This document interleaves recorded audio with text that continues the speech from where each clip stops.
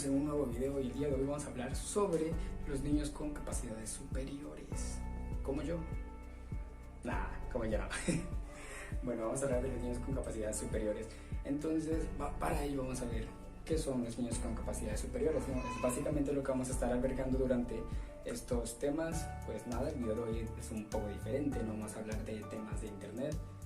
Vamos a ponernos un poco más estudiosos, ¿no? Vamos a hablar de estos temas, así que comencemos. Pues como se podrán imaginar, los niños con altas capacidades o con capacidades superiores pues muestran básicamente curiosidad por aprender, ¿no? Entonces muestran interés por aprender nuevas cosas.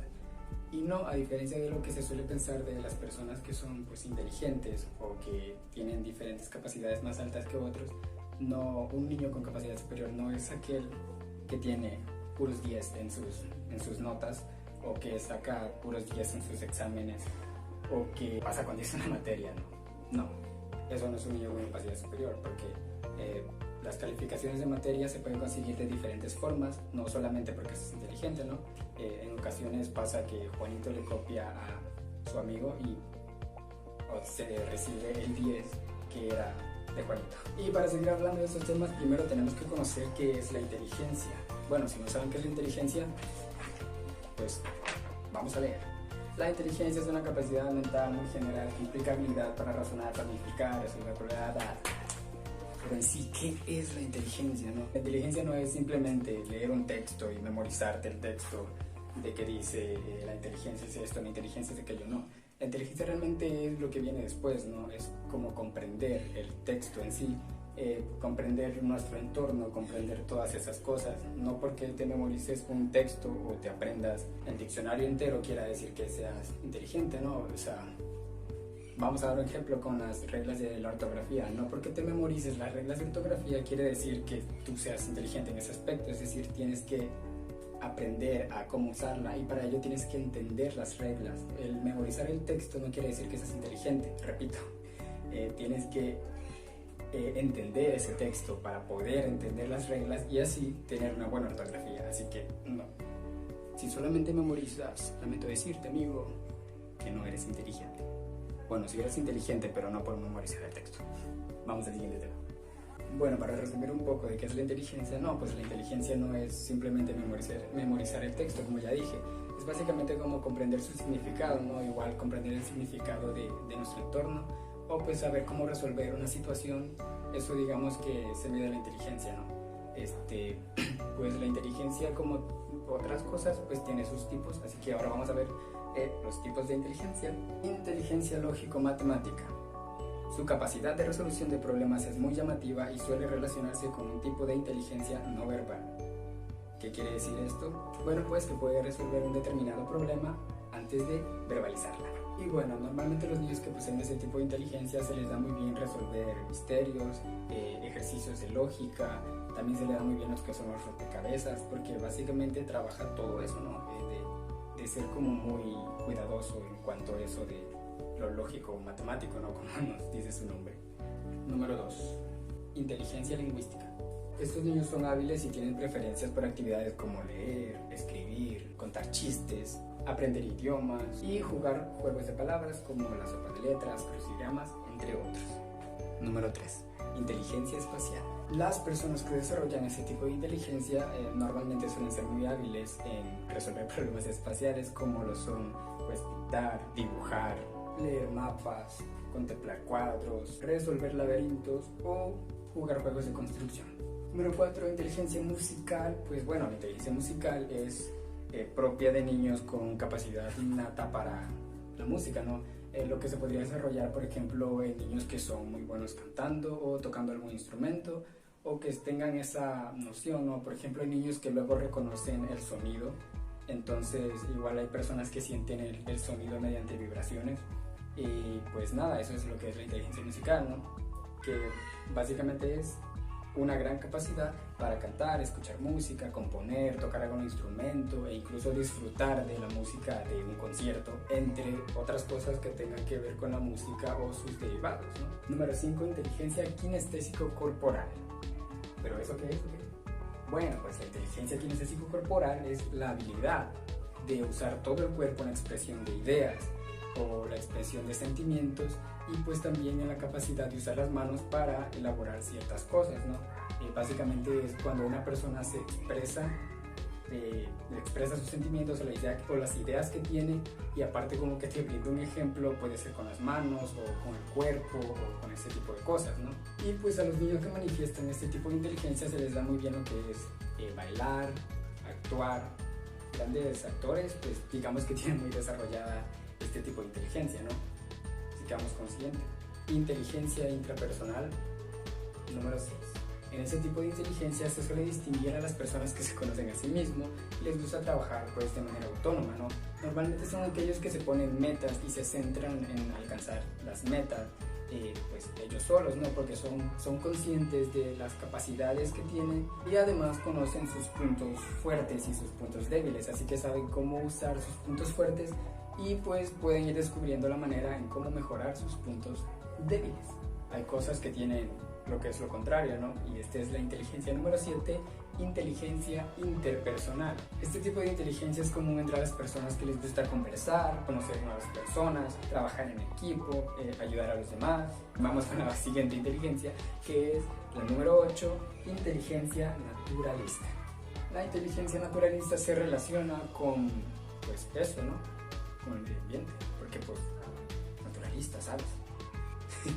Bueno, ya en serio, la inteligencia naturalista se relaciona con el gusto por los temas ambientales y las plantas y los animales, y pues, ¿quién no, verdad? Yo creo que esta inteligencia sí la tengo un poco porque me gusta todo ese tipo de temas, ¿no? Lo que es naturalista, lo que son los animales, lo que son las plantas. Entonces, esta inteligencia naturalista es todo eso, ¿no? Lo que se relaciona con el medio ambiente prácticamente. Los niños que tienen este tipo de inteligencia disfrutan de actividades como ir de acampada, cuidar de animales, conocer más sobre animales o plantas y ese tipo de cosas que tengan que ver con el medio ambiente.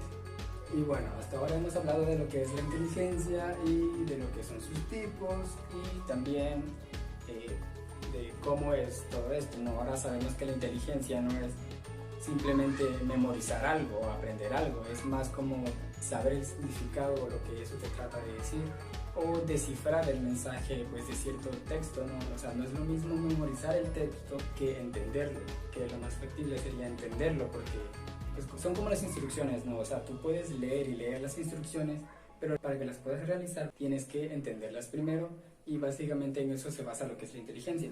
Ahora que ya conocimos lo que es la inteligencia y sus tipos, ahora sí vamos a hablar de lo que son los niños superdotados. Y bueno, para saber o para conocer las capacidades de una persona se realizan lo que son test. Entonces las personas con estas capacidades tienen o suelen tener un resultado mayor a 130 en estos test que se le aplican. Como curiosidad, 1 de cada 100 niños presenta un resultado de 130 o mayor en la prueba y solamente 1 de 1.000.000 presenta un resultado mayor a 180 en la prueba de inteligencia.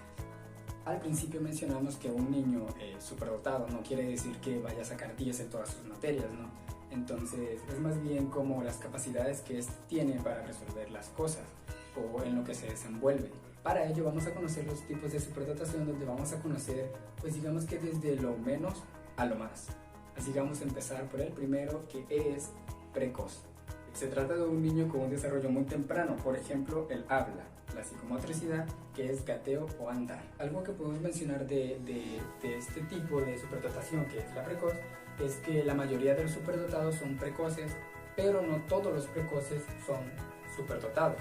Se calcula que solamente el 15% de los niños son precoces, tienen un desarrollo pues muy temprano, ¿no? Pero solamente el 2% de esos niños son superdotados, es lo que mencionábamos, ¿no? La mayoría de superdotados son precoces, pero no todos los precoces son superdotados. Como mencionamos ahora, del 15% de precoces, solamente el 2% vendría a ser niños superdotados, ¿no? Vamos con el segundo tipo, que es muy inteligente. Se trata de los niños que tienen una gran capacidad para aprender, pero no suelen ser precoces en sus primeros años de vida. Y las puntuaciones de estos niños en los test de inteligencia no superan los 130 puntos. Así que digamos que es inteligente porque pues tiene mucha capacidad para aprender, pero hay otros niños que podrían tener una superdotación mayor a él, que es lo que vamos a ver a continuación. Después del tipo de superdotación muy inteligente sigue a lo que podríamos llamarle talentoso. ¿Y qué es eso? Pues vamos a averiguarlo. talentoso se trata de un niño que muestra capacidades espectaculares en un área, como podríamos mencionar el ajedrez. Es que luego hay niños que incluso juegan contra un adulto y llegan a ganarle, o también en otra área como lo que es la música, ¿no? Luego hay niños que son muy buenos tocando instrumentos, lo que es el piano, guitarra y otros instrumentos, son muy buenos en esa área, ¿no? Tocando pues algún instrumento, como mencionábamos, en el área de la música, o jugando ajedrez, como mencionábamos, igual en esa área. Pero no tiene por qué ser muy superdotado, ¿no? A menudo estos niños que son talentosos no destacan en otra área, es decir, solamente destacan en una área normalmente, ¿no? Por ejemplo, en el caso de la música, hay niños que son muy talentosos realmente en lo que es la música, tocando diversos instrumentos, pero al fin de cuentas solamente destacan en eso, ¿no? En lo que es la música, es decir, tocan muchos instrumentos, pero todo se engloba dentro del área de la música y solo son talentosos en esa área. Esto suele ocurrir normalmente pues en este tipo de superdotación que es talentoso. Bueno, después de talentoso sigue prodigio, y digamos que tiene cierta semejanza con lo que es talentoso. ¿Por qué? Pues por lo que voy a decir ahora, ¿no? El niño prodigio realiza una actividad extraordinaria para su edad, es decir, para su edad, los que sabemos que esa actividad es, digamos, difícil, sabemos que un niño, por ejemplo, de 5 años no debería estar realizando cierta actividad porque es muy complicada, por así decirlo, ¿no? Pero estos niños que son prodigios tienen esa capacidad de realizar esas actividades que incluso podrían llegar a ser competencia con un adulto. Como mencionábamos en el caso de los talentosos, que hay algunos niños que ganan en ajedrez, le ganan a los adultos, los prodigios es lo mismo, ¿no? Tienen altas capacidades sobre un área que incluso podrían llegar a hacerle competencia a un adulto dentro de esa misma área. Y al igual que hablábamos en talentosos, pues en muchos casos el niño prodigio no es superdotado, ya que solamente destaca en esa área. Básicamente tiene relación el talentoso con el prodigio, están pues un poco relacionados ahí en sus similitudes, ¿no? Y ahora vamos con el siguiente tipo de superdotación, que es a lo que conoceríamos como genio. Un genio, digamos, es una persona que gracias a sus excepcionales capacidades que tiene, por ejemplo, en la creatividad, destaca con obras a nivel social, ¿no? Es decir, tiene este sentido, digamos, de la creatividad muy desarrollado y destaca con obras que la sociedad pues las acepta y acepta que son pues geniales, ¿no? Un ejemplo podría ser Picasso, que con sus obras muchas personas han sido inspiradas por lo que él ha pintado, y muchas personas le encuentran significado a sus pinturas, ¿no? Este es un ejemplo de lo que sería un niño genio. Él era un genio de la pintura, ¿no? Entonces muchas personas se ven con lo que él quería transferir. Tiene esa capacidad de pintar, pero no solamente de plasmar la idea pues en un lienzo, ¿no? Tiene esa capacidad de plasmar la idea a la persona que está observando ese lienzo. Eso es lo que llamaríamos un genio. Y por último tenemos superdotado, que pues diríamos es el último nivel de lo que es la superdotación, ¿no? Es como el último escalón, como el más alto de todos los que hemos mencionado hasta ahora.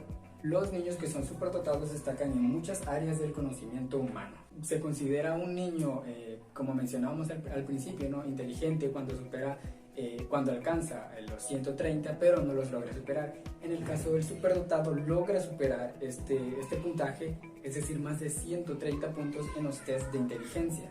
Es por eso que tiene pues esa capacidad de ser demasiado bueno en distintas áreas de conocimiento, ¿no? Lo que acabamos de mencionar. Además, estos niños poseen una gran capacidad y motivación personal, por así decirlo, ¿no? Que es para el aprendizaje. O sea, ellos se ven motivados por aprender más, porque quieren seguir aprendiendo y conociendo cosas nuevas, y aparte pues esto les beneficia a ellos, que van pues ejercitando más su mente, que al fin de cuentas necesitan tener más conocimientos para quedar satisfechos con lo que ellos quieran saber, ¿no? Bueno, como dato curioso, cuando se presenta un caso de que un niño es superdotado, normalmente se puede dar cuenta durante sus primeros años de vida, ¿no? Y cuando se confirma realmente de que este niño pues es superdotado, tienen que hacerse ciertos arreglos o ajustes al currículo educativo, pues para ofrecerle el aprendizaje que el niño necesita para sacar pues su máximo provecho. Algunas cosas que se podrían hacer con un niño superdotado en una escuela son las siguientes. Adelantando el niño de curso, porque pues como ya sabemos, un niño superdotado es muy bueno en demasiadas áreas. Normalmente cuando se encuentra con niños de su edad, él aprende muy rápido las cosas y pues cuando ya logra aprender esto, él va un paso más adelante que sus compañeros y después puede ser que el aprendizaje se le haga aburrido, ya que no tiene cosas nuevas que aprender. Entonces una estrategia buena es adelantarlo de curso para que él vaya pues aprendiendo nuevos conocimientos y su creatividad y su sed por aprender pues se vaya desarrollando aún más. Otra estrategia que podríamos aplicar es hacer grupos de personas como él, por ejemplo, un grupo de niños superdotados hablando sobre temas que sean del interés de ellos, más que nada, ¿no? Porque ellos muestran interés por ciertos temas, entonces hay que aprovechar esto que ellos tienen ese interés y podríamos hacer grupos de niños con sus capacidades iguales para que entre ellos pues dialoguen más en lo que son pues sus temas de interés, ¿no? Así pues van también compartiendo lo que son sus conocimientos los otros y como básicamente ellos quieren aprender, pues se relacionarían con los demás y esto les ayudaría pues a cada uno también con su aprendizaje. También otra estrategia muy útil es que existen asociaciones para superdotados, entonces cuando un niño pues es superdotado es una muy buena opción que los padres o incluso los maestros tengan esta opción disponible, ¿no? De llevarlos a las clases que se dan en estas asociaciones para que se encuentren con personas que son similares a ellos, como mencionábamos lo del grupo, que básicamente hay que poner grupos de personas que tengan estas capacidades iguales y ponerles temas de interés, pues eso es lo que se suele hacer en estas asociaciones. Entonces esto igual es muy importante y bueno, para que les quede más claro estos temas, vamos a hablar de las características de la superdotación en los primeros años de vida. Características en el desarrollo motor precoz. Sostiene la cabeza y mira fijamente a su alrededor en los primeros días de vida. Se comunica precozmente. Se mantiene de pie a los 6 meses y anda a los 9 meses. Logra montar o armar un puzzle de 20 piezas a los 2 años y medio. Características en el desarrollo del lenguaje. Sonríe intencionalmente antes de las 6 semanas de vida. Pronuncia su primera palabra a los 8 meses y su primera frase al año. A la edad de 3 años pregunta por las palabras que no conoce. Desarrollo cognitivo. Tiene interés por las letras y las memoriza. Aprende el abecedario a los 2 años y medio. Le interesan los números y los memoriza. Resuelve problemas de sumar y restar hasta 10 a los 3 años. Características en su forma de jugar. Es muy creativo e imaginativo. Se entretiene y se centra bien si algo le interesa. Y desde los 18 meses le gustan los libros, pintar y los puzzles. Características en la independencia. Elige su propia ropa a los 2 años y medio. Se viste y desviste solo a los 4 años. Y además es un niño muy autónomo. Características en la conducta. Es muy curioso y activo. Es muy observador. Se da cuenta de los pequeños detalles. Normalmente exige mucha atención y además necesita mucho estímulo por su afán a querer aprender más. Y ahora, como yo sé que ustedes quieren seguir aprendiendo de estos temas, si quieren, ¿verdad? Va una compañera a explicar lo que son algunos temas y también recuerden suscribirse a nuestro canal y activar la campanita para que reciban nuevas notificaciones de nuevos videos. Si quieren este tipo de videos pues podemos seguir haciéndolos, así que no olviden suscribirse y bueno, pues vamos con ella para que sigamos aprendiendo más sobre este tema que la verdad está muy interesante. Hola mi gente bella, ¿cómo están? Estoy muy emocionada de estar aquí con ustedes en este canal. Por favor suscríbanse, denle like al video para más contenido. Yo voy a hablarles sobre las áreas de trabajo para los niños con capacidades superiores. Para responder adecuadamente a las necesidades educativas de los niños de capacidades superiores, es necesario modificar ciertos criterios sobre el currículum de cada uno de ellos. ¿Por qué? Las características principales de este alumnado, sus intereses o sus motivaciones, sus estrategias que tienen para aprender, su ritmo de aprendizaje respecto al grupo y principalmente las áreas en las que manifiesta mayor capacidad. La heterogeneidad del alumnado es tan amplia que va a ser muy diferentes las medidas educativas que haya que adoptar en cada caso, desde modificaciones en aspectos organizativos y metodológicos a modificaciones importantes en los elementos prescriptivos del currículum. La modificación de las áreas de cada uno de los alumnos que tiene capacidad superior es necesaria. ¿Por qué? Porque cada uno tiene alguna habilidad diferente, como por ejemplo matemática, habilidad verbal, creativa, musical, motriz. Dependiendo del área, la habilidad es el área en que se irá el alumno y se modificará para su mayor adaptación. Pero eso no es todo. Aparte de las áreas de trabajo, también existe una intervención, un medio, un modelo de intervención para poder identificar las capacidades superiores de cada uno de los alumnos. Determinados alumnos y alumnas pueden presentar necesidades educativas especiales por características que les permiten realizar aprendizajes de un modo más rápido, por lo que va a ser necesario que se adapte el currículum para responder a esas necesidades especiales. Será necesario diseñar programas que tengan en cuenta esas necesidades, esas diferencias educativas para que el alumno pueda desarrollarlas de manera efectiva. Tradicionalmente se han considerado 3 estrategias generales para abordar la respuesta educativa del alumnado con capacidad superior. Acelerar el proceso de aprendizaje utilizando los ciclos educativos en menos tiempo. Realizar programas especiales segregando parcial o totalmente a estos alumnos.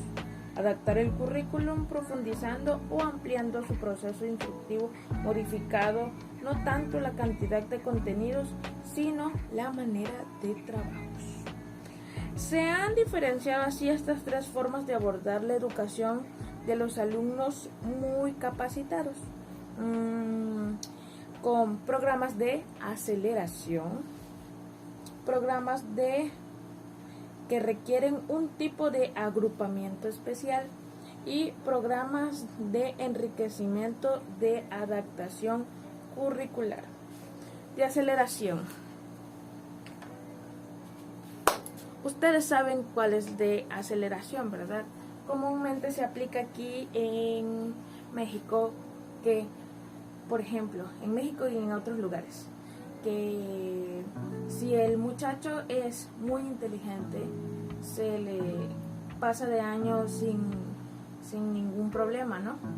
Entonces, el muchacho termina antes primaria, termina antes secundaria, termina antes el bachillerato, hasta se puede titular de una manera más temprana. Pero esto puede traer consecuencias también, ya que el joven puede no adaptarse al nivel de madurez que tienen sus compañeros que están más arriba que él. Por ejemplo, un niño que está en la secundaria, entonces los pasan al nivel de bachillerato, no se va a adaptar de la misma manera con las edades que tienen los muchachos allá. Eso sí, dependiendo, hay unos niños que tanto crece su nivel intelectual como su nivel de madurez, y en ese caso no hay ningún problema. Un ejemplo de ello es, no sé si ubican a Sheldon de la serie. Sheldon terminó a los 12 años la universidad, entonces él en la serie de John Sheldon no se adaptaba mucho a la universidad. Fue difícil para él adaptarse, ya que sus compañeros no lo veían de la misma manera que los demás. De agrupamiento. De agrupamiento significa que los van a poner con un cierto grupo de su mismo nivel. Esto es, por ejemplo, si tiene un nivel de matemático muy alto, los juntan a todos, los que tienen nivel de matemáticas, los juntan en un mismo grupo y ahí llevan sus actividades como debe de ser. Eso es no sé si también un ejemplo de Malcolm el en medio. Malcolm, cuando supieron que era un niño superdotado, un niño con capacidad superior, en la escuela lo mandaron al grupo de los niños especiales con capacidad superior, que eran los que les decían los Great Boy, algo así. Eso es un agrupamiento. Enriquecimiento. Esta modalidad es cuando el maestro se enfoca en llenarle su currículum, modificárselo a tal grado de profundidad que mejore sus habilidades y tenga mayores habilidades, pensamiento creativo para resolver problemas, etc. De eso se trata esta modalidad. Esta modalidad es la que se encuentra más adecuada, ya que el niño no es separado ni individualizado de los demás compañeros. Es considerado una parte igual, pero claro, en su currículum se le modifica algunas cosas para que el niño pueda mejorar sus habilidades sin necesidad de separarlos de su círculo social.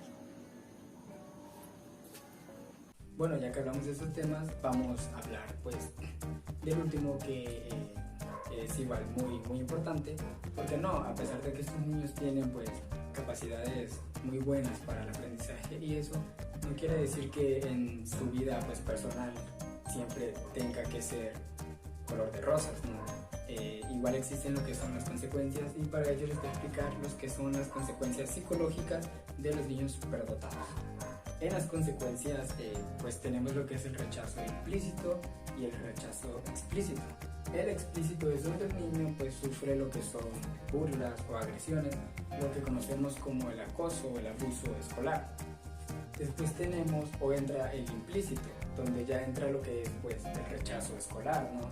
Igual entra lo que es la influencia por personas, es decir, normalmente un niño le dice a otro niño no juegues con él o no te juntes con él, porque pues es raro, es diferente o cosas así, ¿no? Porque los niños suelen percibir a los demás de forma diferente, entonces cuando ven a alguien que es diferente, pues suelen llamarlo raro, ¿no? Entonces aquí es donde entra esto que pues, es el rechazo básicamente escolar, donde lo rechazan pues, por ser diferente a ellos y pues es la exclusión de un alumno, ¿no? Entonces esto genera de manera pues, psicológica que el niño pueda caer en cosas como depresión, que se sienta muy triste, incluso podría llegar a ser que ya no quiera asistir a la escuela pues por esto mismo, por el rechazo que está recibiendo por parte de sus compañeros. Todo esto al niño pues al fin de cuentas no deja de ser un niño, ¿no? O sea, puede tener capacidades muy altas en cuanto al aprendizaje, pero no deja de ser un niño. Entonces el no tener con quién jugar, el no tener con quién quiere estar, puede ocasionarle pues esto que podría ser tristeza, depresión, entre otras cosas, ¿no? Que pues al fin de cuentas podría llegar a afectarlo como tal y afectar pues su aprendizaje. Y bueno, también existen consecuencias sociales, las cuales nos va a ayudar mi amiga otra vez a explicarlo para que pues tengamos en cuenta lo que son las consecuencias psicológicas y consecuencias sociales. Entonces vamos con ella que nos explique para terminar con estos maravillosos temas. Hola de nuevo. Como les había comentado anteriormente, una de las consecuencias sociales que presenta los alumnos de capacidad superior es que al subirlo de nivel o de grado con otras personas, pues ellos tienden a no socializar mucho con las personas más arriba de ellos por la diferencia de edad. Esto tiene mucho que ver porque algunos niños crecen intelectualmente, pero no tienen la madurez necesaria para poder llevar una relación con las personas más grandes que ellos. Suelen cohibirse por esa parte, así como tiene mucho que ver con lo que dijo mi compañero, con el daño psicológico que les provoca. Eso causa que no tengan relación o no creen una relación, con la sociedad, no formen un vínculo social. Por eso suelen relacionar mucho a los niños genios como los inadaptados de las escuelas, porque luego muchos compañeros los ven de una manera diferente por pensar más intelectualmente que ellos. Y esto ha sido todo, compañeros, espero y les haya gustado este canal y ya les dije, no se les olvide like y suscríbanse para más contenido. Hasta luego.